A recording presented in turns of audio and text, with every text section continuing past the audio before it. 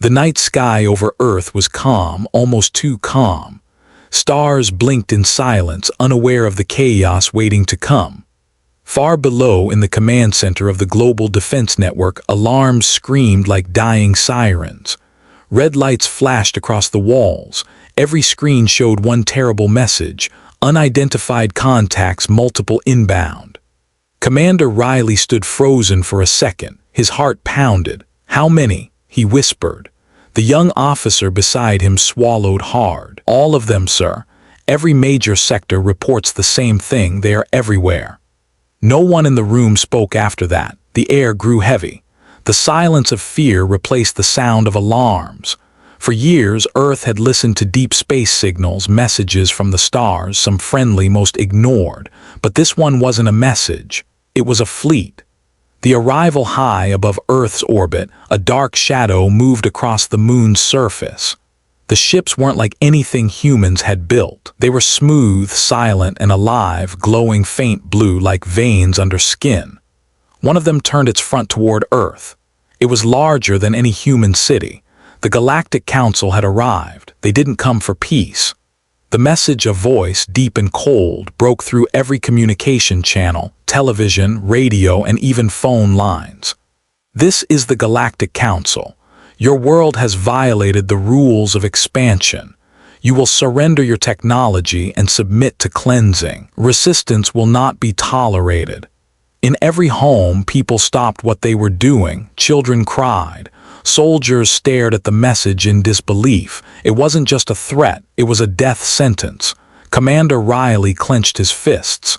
"Get me the president," he ordered. Moments later, the screen changed. The president's face appeared, pale but steady. "They think we're weak," she said. "They think we'll bow, but Earth doesn't kneel." Her words sparked something in everyone watching: anger, fear, and pride mixed together. But even she knew this wasn't a war Earth could win easily. The desperate call hours later, as the first alien ships entered the atmosphere, the command center was chaos. Beijing hit, Paris offline, North America incoming strike. The sky turned red, fire rained down, cities vanished in seconds. But amid the destruction, one signal cut through the noise, a short transmission, sent into deep space from a small research base hidden under Antarctica. It was Earth's desperate call for help. Dr. Maya Trent, the scientist behind the signal, typed with trembling hands. "They have weapons that bend gravity," she said softly. "But if anyone hears this, know that Earth still stands. We will not die quiet." Her assistant looked up at her. "Do you really think someone out there will help us?" Maya didn't answer. She just stared at the small blinking light that meant the message had been sent. "If no one comes," she said, "then maybe we'll become the monsters they fear." The counterstrike somewhere deep under the Rockies, hidden within a mountain, Project Aegis, came online. It was Earth's last secret, a weapon built from alien tech found decades ago, never meant to be used. Riley entered the chamber, his face lit by the glow of the reactor. "Sir," the technician said quietly, "we don't even know if it works. It could destroy us all." Riley gave a thin smile. "Then let's make sure it takes them with us." He placed his hand on the activation pad. The floor trembled. The weapon hummed like an angry storm waking from sleep. A beam of blue light shot upward, piercing the clouds. For a moment, the alien fleet paused as if surprised. And then one of their ships exploded. Cheers broke out across the command center. Humanity had struck back. But above the Earth, the Galactic Council watched in silence. Their leader, a tall figure of silver armor and burning eyes, turned to his officers. "They've used forbidden energy," he said coldly. "They've crossed the line. Inform the Council Earth must be erased." The hook end of Part 1 down on Earth, Maya's signal continued to travel past Mars, past Jupiter, into the endless dark of space. Somewhere far away, a light blinked. A voice, ancient and tired, whispered back through the void, "Earth has called, we hear you." Back on Earth, no one heard the reply yet. The planet burned, but in that single spark of hope, something new was born, not surrender, but fury. Humanity had been underestimated. The Galactic Council would soon learn the truth: Earth doesn't forgive. Earth strikes back. The world was in ruins. Cities that once shone with life now lay under dark clouds and burning skies. The Galactic Council's attack had left Earth gasping for breath, and yet, somewhere in that smoke, humanity still refused to die. Commander Riley stood on the balcony of the underground command bunker, watching the burning horizon on the screen. Every minute, more cities disappeared from the map. He felt the weight of every blinking red dot, each one a place, a memory, a home. "Sir," a voice called behind him. It was Dr. Maya Trent, the scientist who had sent the deep space message. Her face was tired, eyes hollow but fierce. "We got something," she said softly. "A signal came back." Riley turned sharply. "From who?" Maya hesitated. "We don't know." The return message in the dark lab, the air was tense. The computers buzzed and flickered. The signal they received wasn't like any normal transmission. It came in pulses, slow, heavy, and alive. Every beat felt like a heartbeat echoing through the speakers. Maya leaned closer. "It's old, very old. It's using a pattern no modern system uses anymore, but it's strong." She pressed a few keys, decoding it bit by bit. The translation appeared on the screen, one line at a time. "Earth, we remember." Everyone in the room froze. The words were simple, but they carried something heavy, something powerful. Riley frowned. "Who remembers us? We've never been part of any galactic order." Maya shook her head. "That's just it. Maybe we were, and we forgot." Echoes from the past. Maya opened the old Earth archives, deep hidden files buried in classified databases. There were records of strange findings: ancient ruins under the Sahara Desert, crystals found on Mars that matched no known element, and a crashed alien probe from over 100 years ago, older than modern space travel.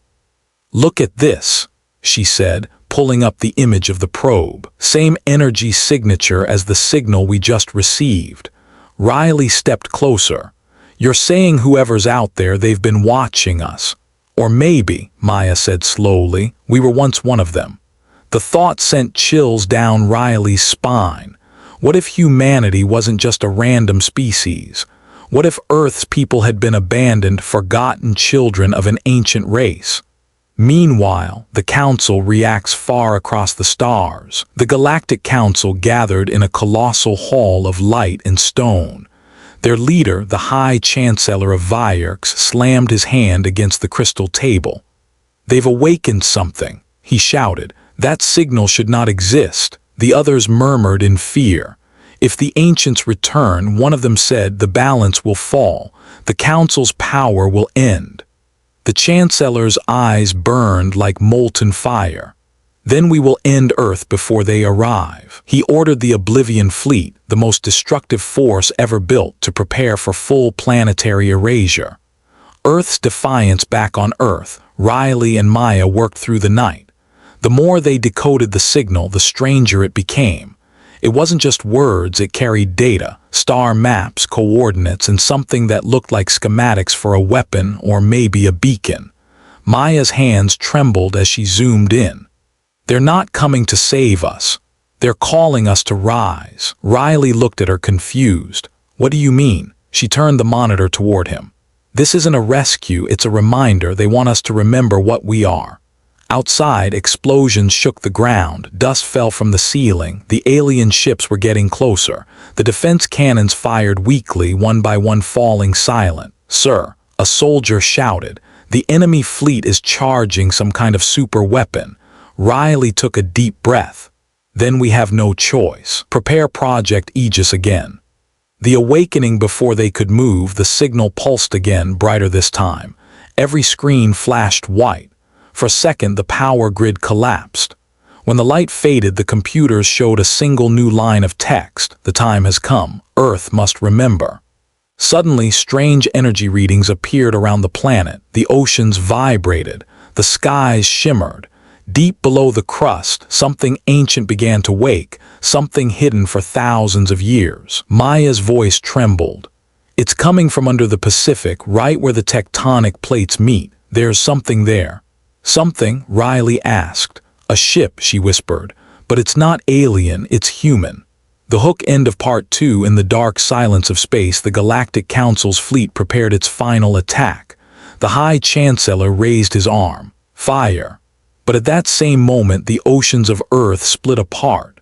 A tower of light shot upward from the sea, tearing through the clouds. The old ship, massive, silver, alive, rose from the deep.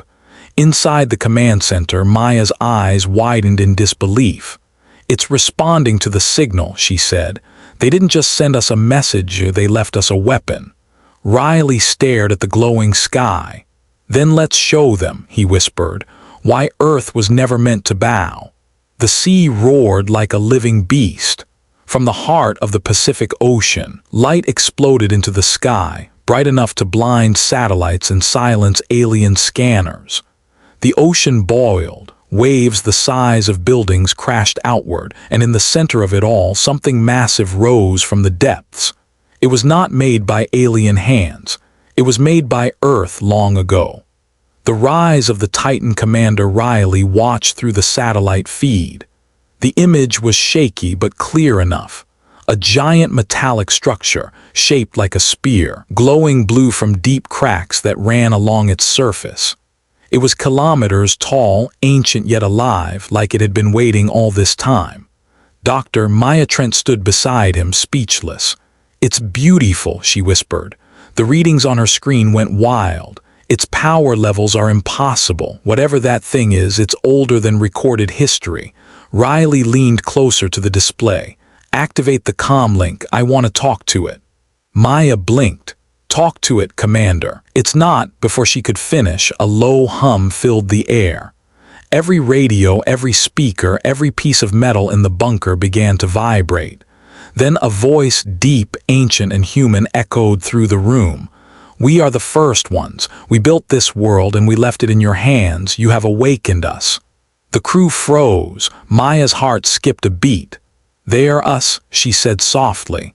"Our ancestors." The hidden truth, the holographic projection, filled the command center, showing images of Earth millions of years ago.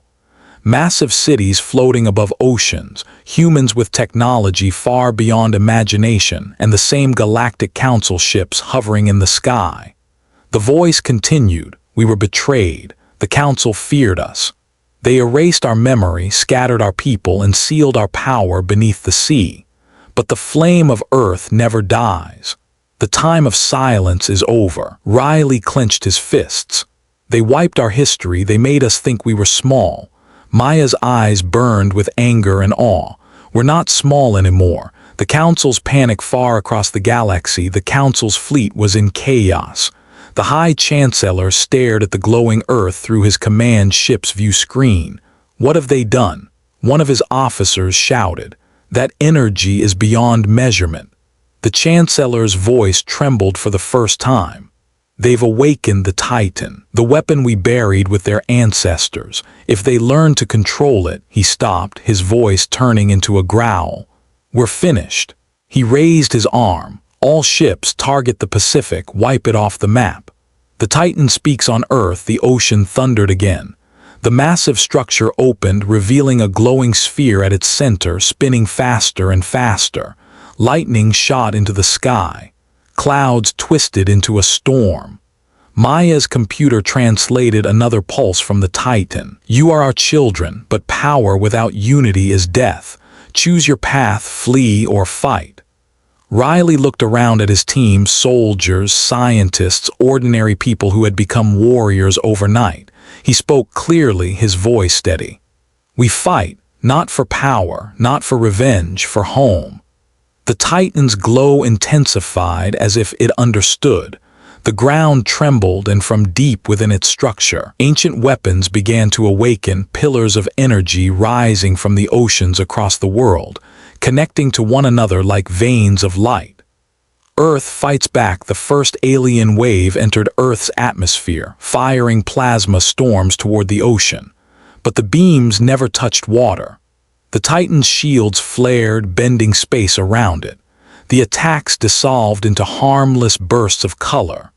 Then, from the depths of the Titan, A sound, not just a roar, but a song, echoed across the planet. Every human who heard it felt something awaken inside: courage, memory, fire. Riley stood tall as he watched the first counter-strike. A single beam of blue light shot upward from the Titan, slicing through space. It hit the lead alien dreadnought, cutting it clean in half. Cheers erupted through the command center. For the first time, the alien fleet retreated. The Council's last move, but victory was short-lived. The Council's leader activated something far worse: the Black Sun, a planet-killer weapon forbidden even among their kind. It began to form above Earth, a swirling sphere of darkness that devoured light. Once it fires, Maya said, there will be nothing left, not even the oceans. Riley looked at her. Then we use everything we have, link the Titan to project Aegis. That's suicide, she warned. He smiled faintly. Then let's make it count. The hook end of part 3, the command room shook as the Titan absorbed power from the entire planet, storms, lightning, volcanoes, all feeding into its core. The oceans rose higher, glowing with light. Every creature, every mountain, every city seemed to pulse with the same heartbeat. Maya looked up, tears in her eyes. It's not just a weapon, she whispered. It's Earth itself. In space, the Black Sun expanded, ready to strike. And then, the Titan spoke one last line before everything went silent. You wanted war, now face the world that made you. A blinding light filled the stars. The battle for Earth had truly begun. The stars went dark. For a heartbeat, the galaxy itself seemed to hold its breath. Then the darkness above Earth twisted into a black sphere that devoured light, the Black Sun, the Galactic Council's ultimate weapon. Commander Riley stood before the screen, his face lit only by red warning lights. All defense lines ready, he asked. Yes, sir, a soldier replied, though fear trembled in his voice. Then hold your ground, Riley said. If we fall, Earth falls. Far out in orbit, the alien armada formed a burning wall across the sky. The Black Sun pulsed once, twice, like a heart made of fire and hate. The voice of the Titan deep below the Pacific, the Titan stirred again. Its blue light turned white, spreading through the oceans, rivers, and clouds. Lightning wrapped around the planet like veins of energy. Dr. Maya Trent stared at the readings. It's speaking, she said softly. Speaking to who? Riley asked. To everything, she whispered, to Earth itself. The Titan's voice thundered across every channel. The world you stand on is alive. Her anger is your shield. Defend her and she will remember you. At that moment, volcanoes around the world erupted, not with fire, but with light. The energy of the planet flowed upward, feeding the Titan's core. Mountains glowed and even the air began to hum. Humanity's last stand on the surface, chaos turned into unity.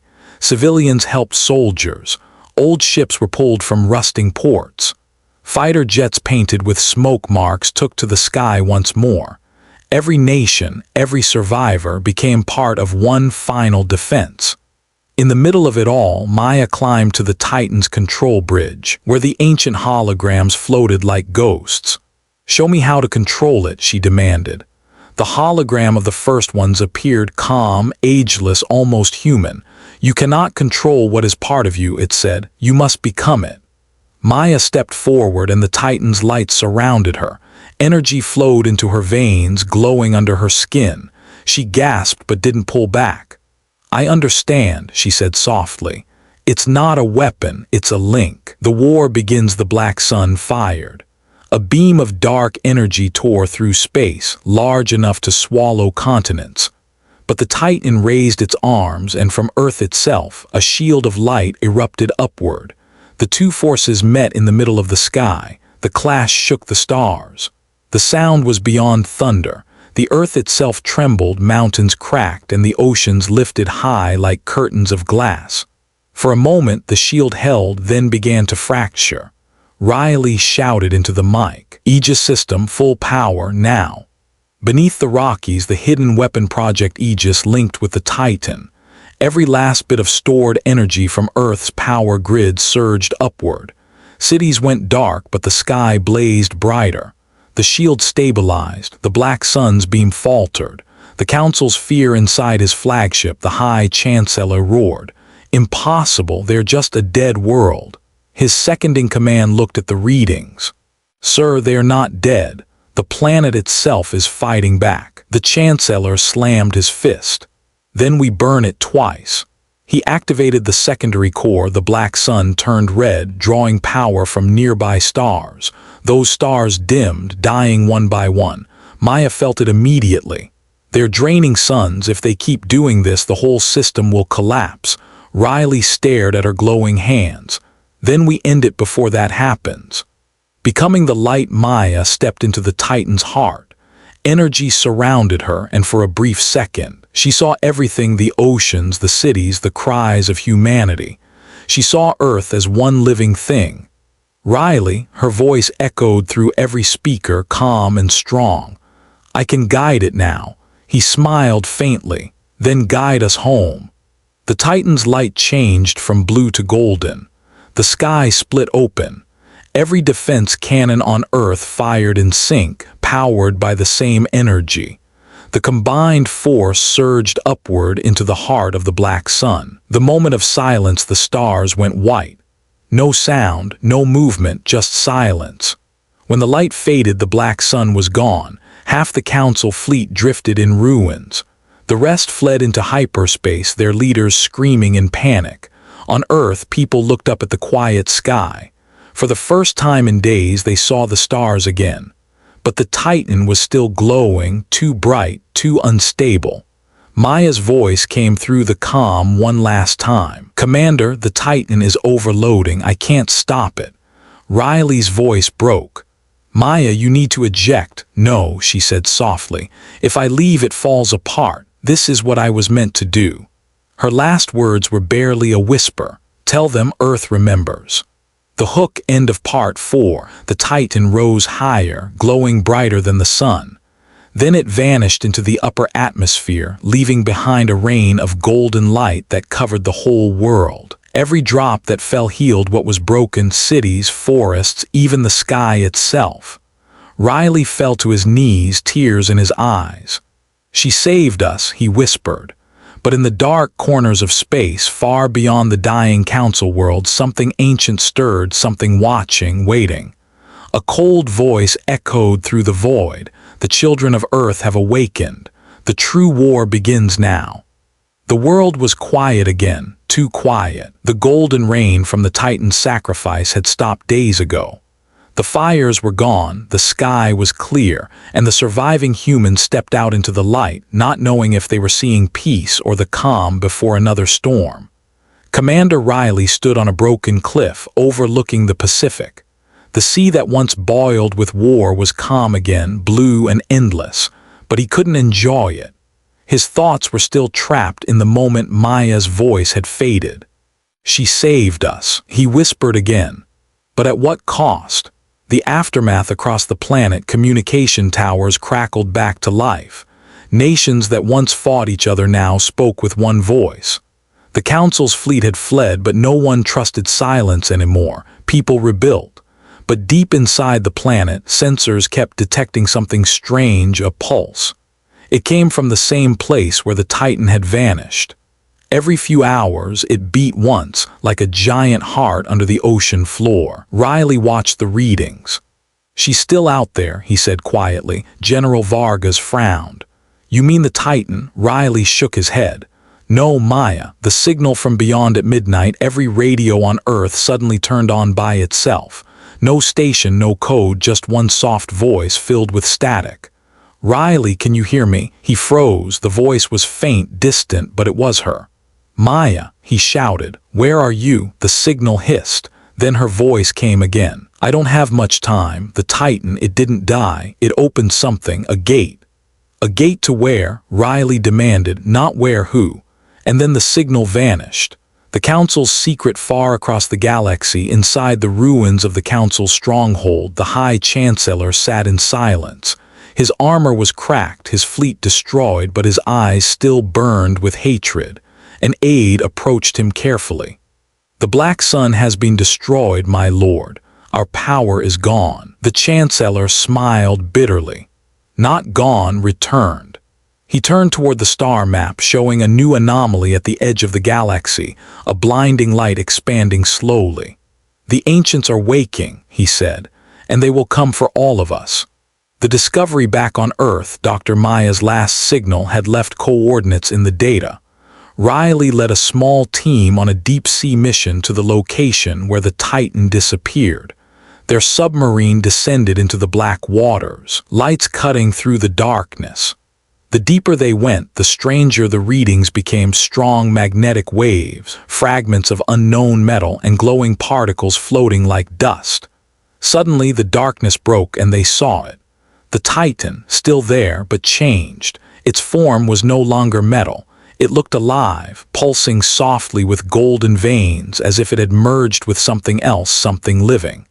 Then a bright figure appeared before the submarine window. It was Maya, or what was left of her. Her body glowed faintly, her eyes calm and kind. "Hello, Riley," she said softly. The truth revealed when Riley spoke, his voice trembled. "You're alive," Maya shook her head gently. "Not exactly. I'm part of it now, part of the Titan and part of something greater." She reached out her glowing hand and a holographic field filled the submarine. Images flashed, not memories, but history. Humanity's true origin. Millions of years ago, humans had ruled not one world, but hundreds. They were explorers, builders, and warriors of light, the ancients.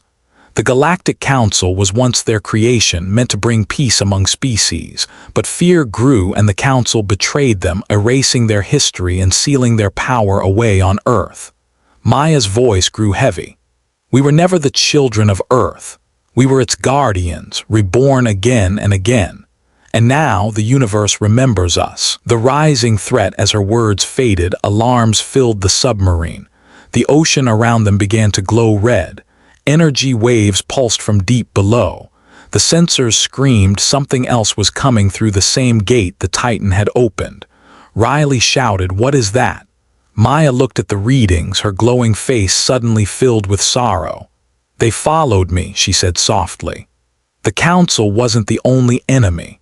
There's something older, something they feared even more. The water outside turned to light. Giant shapes moved in the darkness, shadows with wings of fire, ancient machines built from stone and energy. Riley's crew stared in terror. "Are those ships?" Maya's voice lowered. "No, they're gods, the destroyers of worlds." The hook end of Part 5, the ocean erupted. The Titan reawakened, its light blazing once again. Maya's figure began to fade. "Riley," she said, her voice breaking. "The ancients are not all kind. Some want balance, others want revenge. Choose wisely who you call allies." "Wait," he shouted, but she was gone. The Titan rose once more, glowing brighter than before, and high above, strange symbols appeared in the sky, burning like constellations. A message written in light: "The ancients have returned." Riley looked up, his voice a whisper.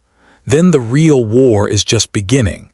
The sky was no longer blue. It shimmered with lines of golden fire, ancient symbols that twisted and moved like living things.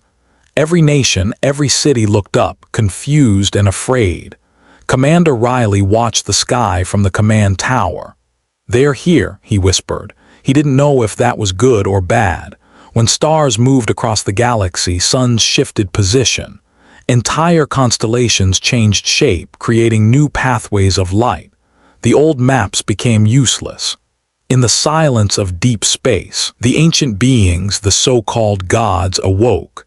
They were older than the Council, older than the first ones. They had slept since the beginning of time. Their bodies were like moving planets made of stone, light, and memory. And now they were coming to Earth. The Council's collapse far away, the remnants of the Galactic Council watched their doom approach. Ships drifted without command. Worlds that once ruled through fear were now praying for mercy. The High Chancellor stood before the shattered council table. "They have returned," he said. "The mistakes of the first ones will destroy us all." No one answered. The council halls were full of silence and dust. One young officer finally asked, trembling, "What do we do, my lord?" The chancellor looked toward the stars and whispered, "We run, and hope Earth dies before they reach it." The awakening of Earth back on Earth, the Titan glowed again, floating above the Pacific like a guardian angel made of metal and flame. Inside its heart, Maya's voice echoed faintly. "Riley, the ancients are not one people, they are many. Some want to guide us, others want to erase us." Riley pressed his headset.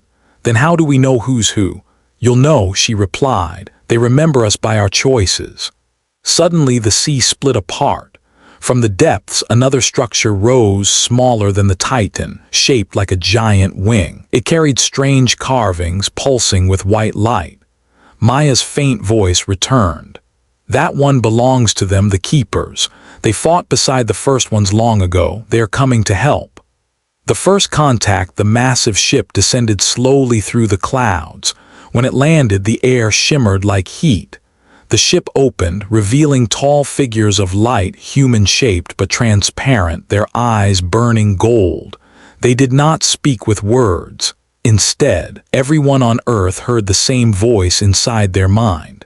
"Children of Earth, your fire still burns, but war is not done. The destroyers come." Riley stepped forward, his chest tight. "What do they want?" he asked aloud. "They want what was stolen from them, the seed of creation, the power hidden in your world." Dr. Vargas frowned. "And if we don't give it, then they will take it and everything else." The destroyers arrived moments later. The clouds turned black. Space itself cracked open above Earth. From the tier emerged shapes too massive to measure, dark beings made of dust and shadow, their eyes red like dying suns. They were the destroyers. Every satellite burned. Every defense line shut down. Even the Titan trembled. The leader of the destroyers spoke, a voice that sounded like thunder in a dying storm. "We gave you fire and you used it to build chains. Now we return for what is ours." Lightning rained from the sky. Cities burned once more. Humanity, reborn and strong, was now face to face with something that even gods feared. Riley's choice, the keepers, turned to Riley. "Your kind must decide. The Titan's core holds the key, the seed. If you destroy it, the destroyers will vanish, but so will your planet. If you protect it, you risk the galaxy itself." Riley stared at the glowing Titan across the horizon. Everything he loved was there, his home, his people, Maya's spirit. He clenched his fists. "I won't choose destruction, not again." He raised his head. "We fight, even if it kills us." The battle of light and shadow, Earth roared to life. From the Titan's surface, hundreds of energy towers burst upward, linking into a giant shield that wrapped around the planet. The destroyers attacked. Beams of red energy struck the shield like hammers. The world shook, oceans rose, mountains fell, but the light held. Maya's voice echoed one last time through every speaker on Earth. "Remember who you are, not what they told you to be." Her voice seemed to merge with the Titan itself. The light expanded, burning away the shadows. The destroyers screamed, fading back into the crack in space. But as they vanished, one final whisper reached Riley's mind. "You think this is victory? It is only the test." The stars burned red. Every telescope on Earth saw the same thing, the new constellation shaped like an open hand. It pulsed once every few seconds, each pulse stronger than before, like a heart made of fire. Commander Riley stood at the edge of the Titan's platform. The ocean below was calm, but the air hummed with power. He had felt it for days, the calm that comes before something enormous. "They're calling," he murmured. "Who?" asked General Vargas. "Everyone," Riley replied. "The ancients, the destroyers, maybe even Maya." The message in the sky at dawn, the red constellation brightened and formed words across the heavens. "The judgment begins." Then silence. Not a bird, not a wave, not even wind. The planet waited. Suddenly the Titan lit up again, brighter than before. Inside its heart, Maya's voice returned, clearer, stronger, more human. "Riley, it's time. The ancients have chosen Earth as the battlefield. Win here and every world will live free. Lose and all life ends." Riley's throat tightened. Then we fight one last time. The gathering of worlds. For the first time in history, the entire galaxy looked toward Earth. Survivor fleets from broken council worlds arrived, old enemies now seeking shelter. The Keeper's white ships hovered beside them. Maya's energy form appeared beside Riley on the Titan's bridge. "They come because they remember what we were," she said softly. "They remember humans never surrendered, even when the stars turned against them."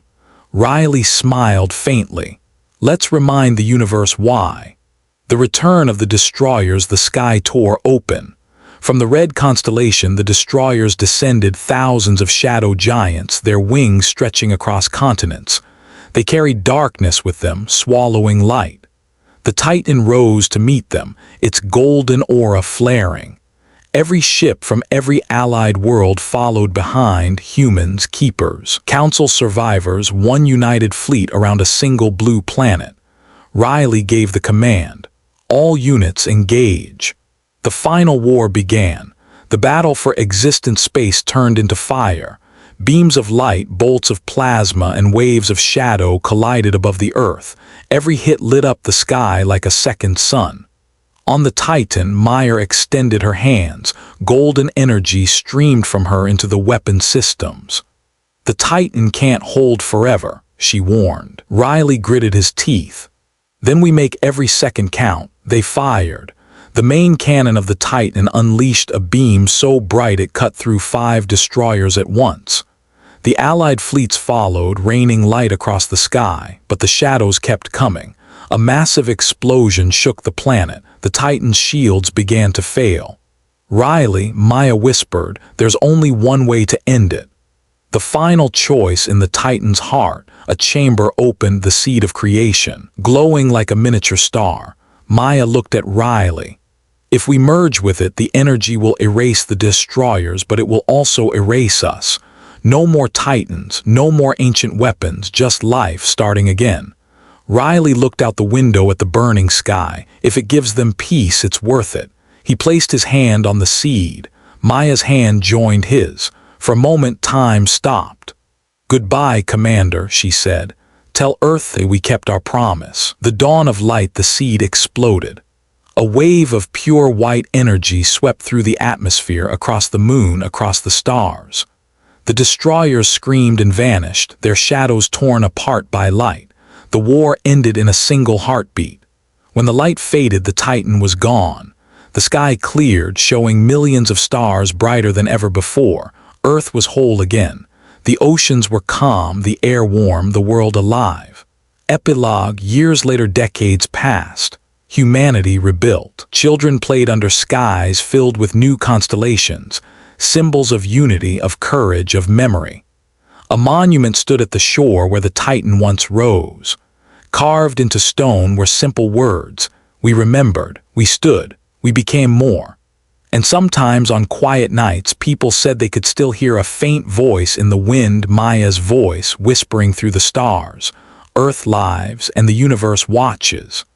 The final hook/ending line above the rebuilt Earth. One star suddenly blinked. It was faint, but it pulsed the same way the Titan once did, slow, steady, alive. Commander Riley's grandson looked up at it and smiled. "They're still out there," he said softly, "guarding us." And somewhere beyond the edge of time, a quiet voice answered, "Always." The end.